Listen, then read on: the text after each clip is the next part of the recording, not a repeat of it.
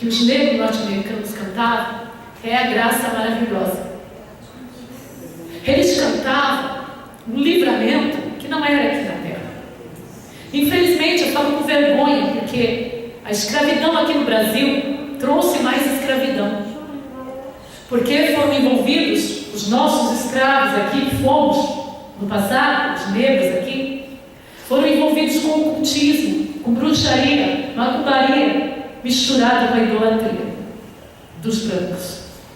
Lá não. Lá os negros dos Estados Unidos, eles, ainda que não podiam entrar nas igrejas dos brancos, ainda que eles tinham que se reunir em lugares escondidos, ainda que havia, que os brancos também lá falavam do Deus vivo, mas ainda que eles viam que Jesus dos brancos era o mesmo que eles estavam cantando também, eles não jogaram a culpa em Jesus, eles cantavam Jesus. E eu creio que essa foi a maior sabedoria do povo escravo negro norte-americano. A sabedoria de cantar, de adorar um Deus vivo no meio do seu sofrimento, no meio da sua escravidão. É um povo, igreja, que é orgulho falar que eles se tornaram livres no meio da chibatada. Aleluia. Eles foram um povo livre no meio da escravidão, porque eles cantavam a graça maravilhosa. Eles cantavam um novo céus e uma nova terra. Eu sei que hoje nos Estados Unidos há um presidente negro, e ele, pelo que dizem, ele é mais branco do que muitos brancos no modo de raciocínio, mas chegaram lá.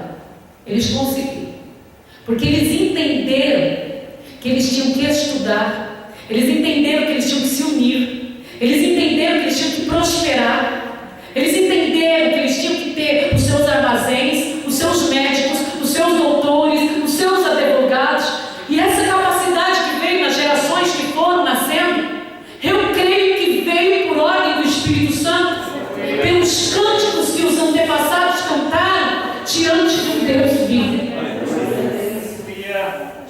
E a igreja no Brasil não pode se tornar uma igreja que acusa. E acusa é a máfia japonesa, mas não é isso que eu estou falando. Que tem acusado uns aos outros. Nós temos que acusar o nosso único adversário.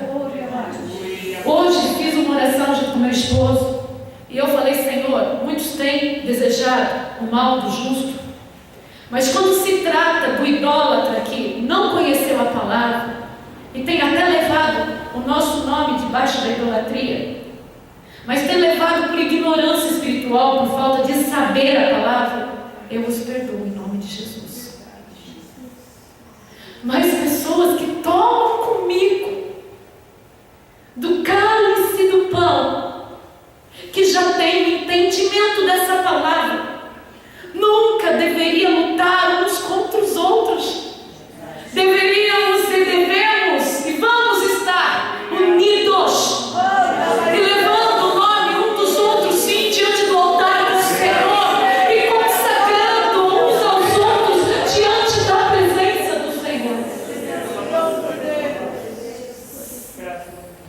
Se o irmão unge a panela, se o irmão unge a vassoura, não fale mal do povo de Deus. Não fale, porque foi assim que acabou o avivamento nos Estados Unidos. Espero que lá esteja com avivamento novamente. Não sei como está a situação, mas eu quero que esteja avivada novamente. Eu quero uma igreja que possa cantar olhando para os céus, e assim ver os céus se abrindo e a graça do Senhor estando sobre nós. Queridos, se tem uma coisa difícil, é tirar uma alma das mãos do diabo. Uma alma. Eu me desespero quando alguém não permite que Deus trabalhe na vida de outro alguém. Quando as pessoas são usadas como pedras de tropeço para que outros não entendam a palavra de Deus. Entender a palavra de Deus é muito simples, gente. Eu não sei que tanto a gente mesmo complica. Falou em salvação. Quem é ovelha de Deus, ouve e segue. Não precisa muitos detalhes. A pessoa segue. Lembra quando vocês entraram por uma igreja a primeira vez? Precisou muita explicação para você deixar tudo? Precisou, pastor, muita explicação? Aquele sábado precisou muita coisa para você querer Jesus? Peguei a linha de frente. Alguns já nasceram na graça, então, mas vocês que um veio do lar cheio de idolatria, outro da idolatria do espiritismo, outro da idolatria e do mundo, do vício. Precisou muita coisa? Romilda precisou muita coisa. Há sofrimento, Romilda, que tira você da presença de Jesus. Haru, há sofrimento que tira você de amar e adorar Jesus. Pastora, para você precisa a igreja ser um parque de diversão para você adorar Jesus? Pastor Joilton, você precisa de grandes passeios para você estar em comunhão com o povo de Deus? Não é necessário. É gostoso uma musiquinha tocada no pianinho. Maravilha. De adoração. Não precisa estar no show. Não. Jesus faz o show. Jesus faz o show. Ele é Deus. Não precisa mais nada. O dia que vocês encontraram Jesus, escutando um hino, Jesus é o chamado de Deus. Por que a gente precisa enfeitar tanto para as pessoas Jesus? Ele já é um enfeite na nossa vida. Ele tem nos enfeitado. Ele tem nos limpado, na verdade. É Ele que tem nos mudado, não é, irmão Jonas? É Ele que tem moldado a tua vida, não é, Cida? É Ele que tem te levantado todo dia, não é, Nadine? E não te deixa desanimar e cair em depressão de novo, não é? Não é Ele que tem te guiado, irmão Jaime? É o Filho de Deus, igreja. Mas não fale mal dos outros. As pessoas têm um entendimento às vezes menor do que o teu. Às vezes as pessoas ainda estão com uma catarata nos olhos espirituais. Tá certo, amor? É? Escama. Tá certo? A doença, né? Às vezes as pessoas estão com uma interferência nos neurônios para chegar às informações espirituais. Às vezes as pessoas estão com a audição cheia de cera, a audição espiritual. E de repente, quando você menos espera, Deus vai dar um estalo. Mas não perca algo chamado o avivamento de Deus dentro do teu coração. A igreja pode não estar em avivamento aqui, né? O ministério, como alguns falam, o outro ministério não está. Talvez no Brasil não tenha esse avivamento, eu sei que tem. Mas eu vou declarar uma coisa: dentro do meu coração tem um avivamento. O meu coração tem avivamento 24 horas por dia. O meu coração tem avivamento. O meu coração regozija no Senhor 24 horas por dia. O meu coração se alegra na majestade do meu Deus 24 horas por dia. Todos os dias da minha vida, o Senhor é festejado e é um avivamento aqui constantemente. Eu tenho aprendido e tenho crescido na presença do Senhor, e Ele tem dado a sua graça, e tem dado a sua misericórdia, e a sua virtude, e a sua unção, todos os instantes da minha vida. Aleluia. Não importa a situação que está na sua vida, mas faça como aqueles irmãos que hoje dormem no Senhor. Cante a liberdade na nova Jerusalém. Cante a liberdade do novo céu, da nova terra. Dê uma grande grande ira ao demônio. Faça o diabo te odiar mais ainda. Seja um adorador do Senhor por completo. Evite as potestades do inferno. Faça o inferno se levantar contra ti mesmo. E guerreia na força que tem em Cristo. Aleluia. Em 2 Samuel, aleluia, Jesus, capítulo 9, glória a Deus, santo é o Senhor.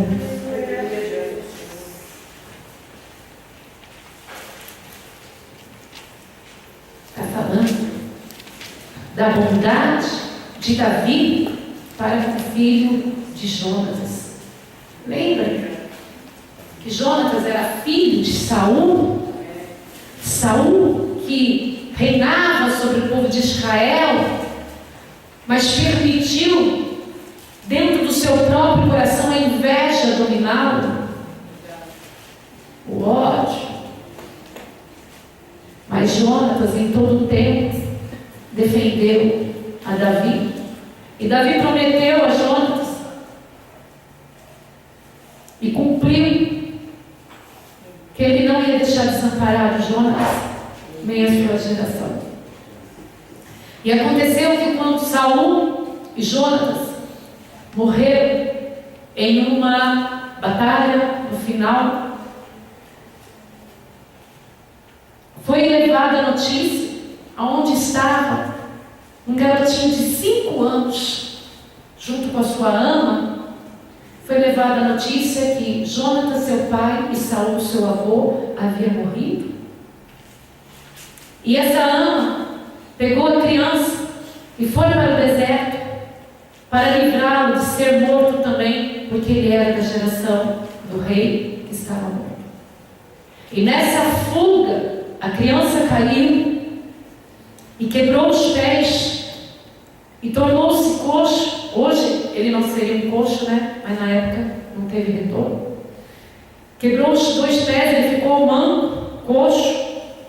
E durante toda a vida dele, ele sofreu muito, foi injuriado, não reinou, não usufruiu do reinado, viveu no deserto, mas era um príncipe. E quando Davi ficou sabendo que havia um filho de Jonatas que estava vivo, Davi se comprometeu a fazer com que este homem, sentasse todos os dias, em todas as refeições, à mesa dele. Nós vamos ler, isso significa eu e você. Davi, não. Nós somos Mefizobete. Nós somos este homem. Viemos de uma geração como a de Saul, corrupta. Somos como coxos espiritualmente, aleijados. E já em nós havia uma herança de principado, mas nós vivemos já como simplesmente escravos do inimigo, servos, uma pedra. E naquele momento, Davi se torna como Deus na nossa vida, nos fazendo sentar à mesa do rei. O problema é que a gente quer se achar tão importante, né? Nós não somos igreja. Tem um filme que foi colocado no nosso site, em dicas de filmes, que se chama Revolta no Céu. Acho que é isso, né? Rebelião no Céu. É o segundo filme da lista. E é um filme muito interessante, que vale a pena assistir, porque vai abrir muito a sua mente. A Origem do Mal. A Origem do Mal. Sobre o que houve lá no céu. E é detalhes de versículos, Bíblia. E é muito interessante sobre a revolta de Satanás. Eu falo para você assistir, porque vai abrir a sua mente com a filmagem. Mas uma parte que é bem interessante é quando Deus cria o homem e a mulher, os cria a imagem e semelhança deles. O Pai, o Filho e o Espírito Santo estava lá na criação, bem perfeito assim, modo de colocar. E daí, o homem, a mulher se deixa levar pela serpente, eles colocam, pastor, uma serpente de boa comunicação, sabe? Provavelmente Satanás ele se comunicou muito bem com a mulher. Ele a seduziu com palavras muito fortes mesmo, com desafios. E quando o homem e a mulher vêm a comer a mulher, e o homem vem a comer o fruto proibido, pela palavra de Deus, eles realmente teriam que morrer naquele momento, eles iam morrer mesmo. Mas Deus ainda teve misericórdia.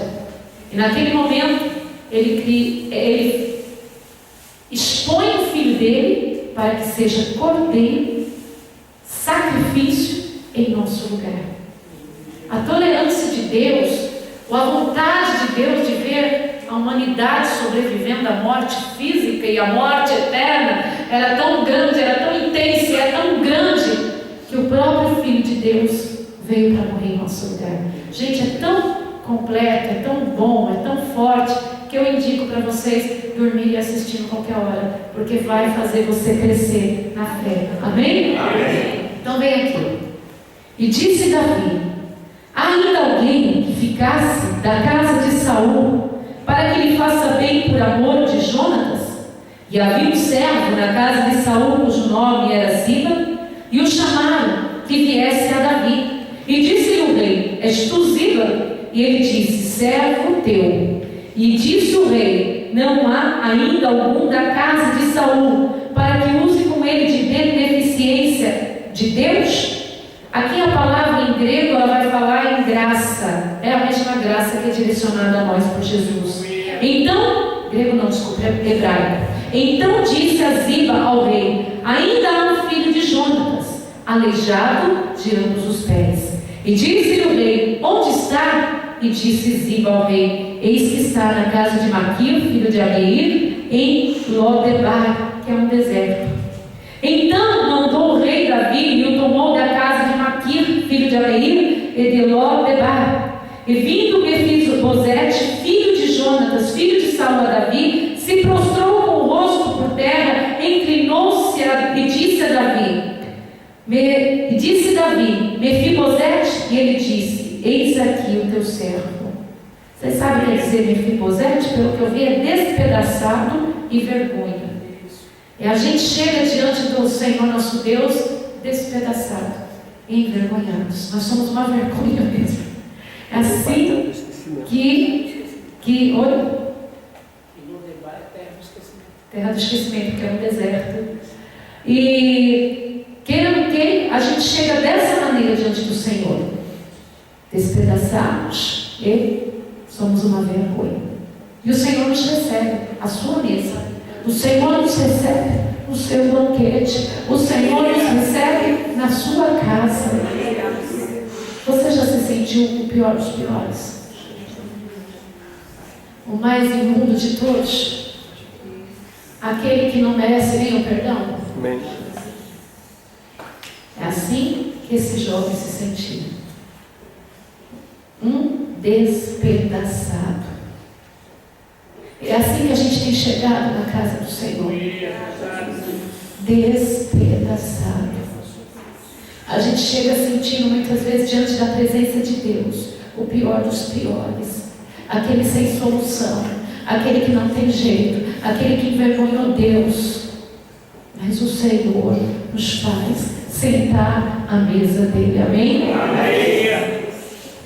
E disse-lhe Davi: não temas, porque de certo usarei contigo de beneficência por amor de Jonatas teu pai, e te restituirei todas as terras de Saul teu pai, e tu de contínuo comerás pão à minha mesa. Então se inclinou e disse: quem é teu servo, para tu teres olhado para um cão morto, tal como eu? Ô igreja, como este homem não devia estar se sentindo o pior dos piores? O que você viu? Como você enxergou um cão morto como eu? É o mesmo que eu me pergunto para Deus: Senhor, o que você viu em mim? O que você viu na minha casa? Para o Senhor olhar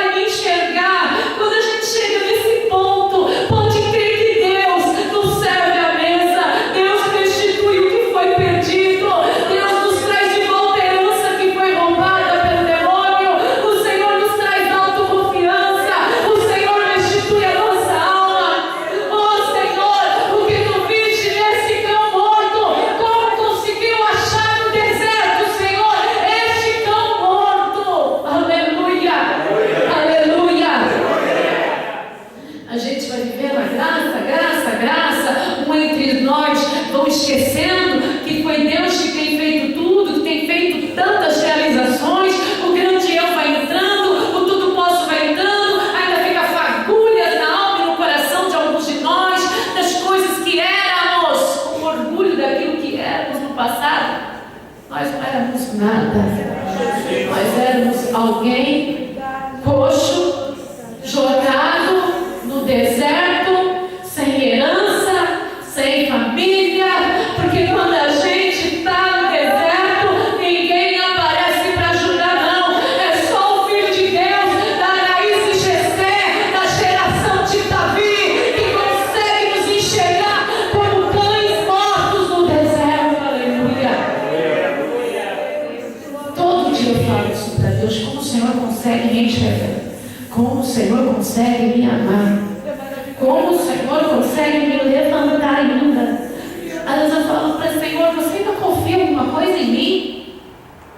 E eu sinto a graça de Deus na minha vida. Eu sinto a graça de Deus na minha vida. Eu olho e falo, Senhor, o que eu fiz para que tu confiaste em mim? O que eu fiz para que o Senhor me enxergasse? E o Senhor tem enxergado. Se depender dos outros, você morre no deserto, viu? Mas se depender de Deus, Ele te abençoa. Se depender dos outros, você vai comer as migalhas que caem. Mas se depender de Deus, Ele te coloca sentado à mesa da abundância, da prosperidade, da saúde, da alegria, da paz, todos os dias da sua vida. Falava hoje para o meu esposo, se eu pudesse, posso falar algumas palavras? Eu não dava só um pão no domingo, não. Eu dava o lenço na quarta, a água no sábado, eu presenteava a minha igreja todos os dias. Eu pudesse, eu dava tudo para a obra de Deus. Eu sei que Ele foi tocado por esse coração. Ai, se eu pudesse, eu dava tudo para a obra de Deus. A igreja, se eu pudesse, eu dava tudo para a obra de Deus. Ô pastor, e se não fosse o ministério que você prega? Eu confio no ministério de Deus sobre a terra. Eu confio na obra do Senhor sobre a terra. Porque não são mãos de homens que levantam essas obras, é o Espírito de Deus.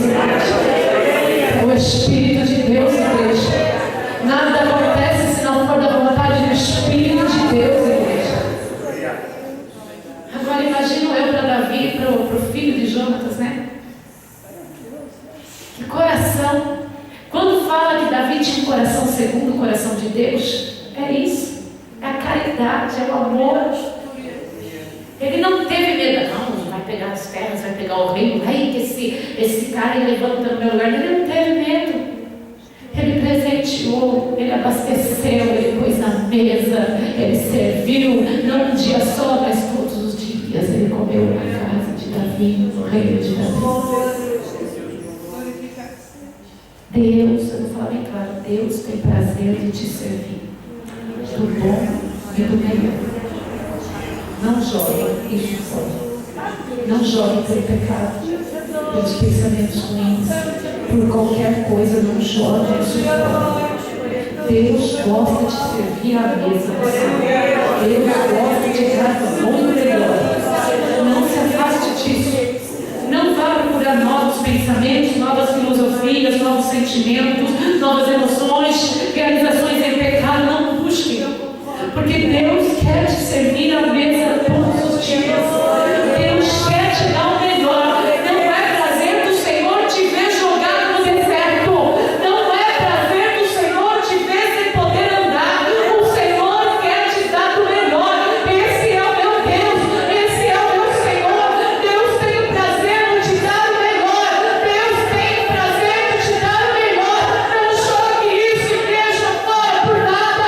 Deus tem o prazer de te dar o melhor. Aleluia. Aleluia.